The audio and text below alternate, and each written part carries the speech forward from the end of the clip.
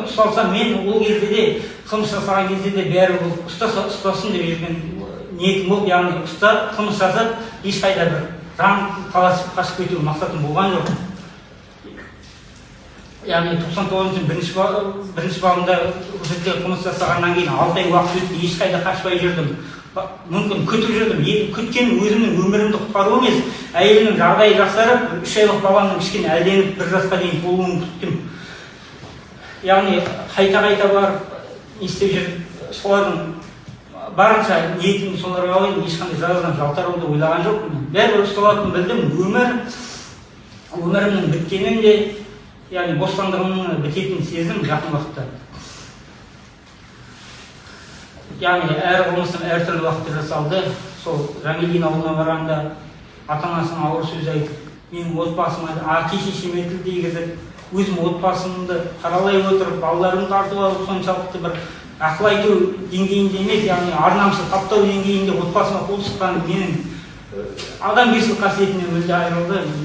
Сол кезде өзіме де оларды өлтіремін, өзімді де өлтіремін, кегімді алып кетемін деген ниетім ғана болды. Сол кезде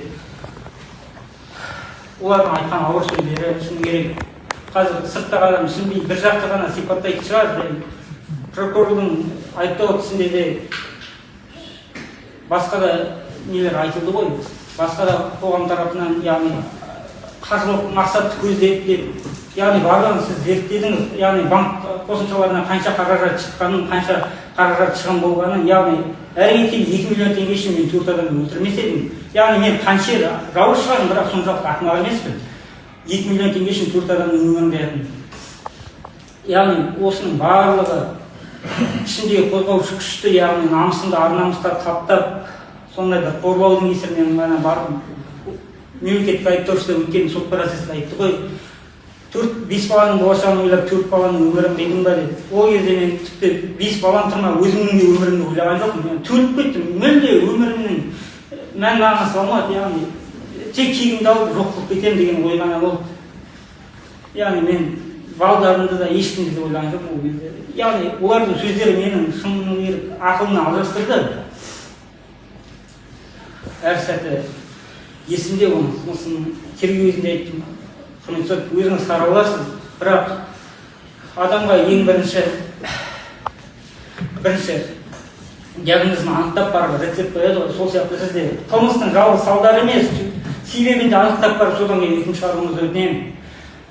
Кез келген жазадан жалтармаймын, кез келген жазаны жазайын. Мемлекеттің әділ сотының алдында басым деймін. Әлбетте мемлекетке қиянат жасадым, бірақ кешіріңіз, жаңағы күліп отырсыз дейсіз. Мен Мұхамбалиев Ақбайынан басқа адамды жай білемін деп есептемеймін, ол қылмыстық істе. Тек сол кісіге ғана қиянат жасадым. Яғни ол кісінің де ауырғаны осы қылмыстық іске бір септігін тигізген шығар. Егер ақыл есі сау болса, осындай кезге жеткізбес еді, яғни ортамызға түсіп бір жақты шешер еді, ата-анасына қой дер, ағасына қой дер еді. Яғни сондай Ақбайның ақыл есі жоғалтуын пайдаланып, яғни олар үдері менің отбасыма шабуылдады. Ауру әйел 5 балаңды бағып, сондай жағдайда жүргенде жау жағадан бөлектен алып, өзімді психикалық ауытқуға тап болғандай сезіндім. Басқа қылмысымды сипаттай алмаймын. Жасаған ісімді көтеремін, бірақ та айтып жатыр ғой жәбірленуші тарапта, ешкімді қараламай, қолмен істегенін мойнымен көтердім. Мен жауапкершілікте қашпаймын. Әділетсіз кезінде қылмыстан қашпаған басым, әділеттілік кезінде жауапкершіліктен қашпайды. Жай мен олардың өз-өзімді айта алмаймын, жақсы адамдарды өлтірдім, олар маған дым демеді, мен оларды бір ақша үшін, яғни бір қылмысты жасыру үшін өлтірдім деп айтуға менің дәтім бармайды ешқашан. Яғни олар өзінің, яғни қылмысқа итеретіндей бір сөз айтты, әрбірі де сондай қылмысқа итермеледі, ар-намысымды аяққа таптады. Содан кейін туындаған қылмыс деп есептеймін, басқа айтар ештеңем жоқ. Кез келген жазаға дайын. Жай түсінсеңіз, қылмыстың мотивін түсінсеңіз ғана жеткілікті. Мен өз істегенмен өзім білемін, өзім болып беремін, өмірмен өтуге дайынмын. Адвокат неге бір позиция ұстанбайсыздар екеуіңіз?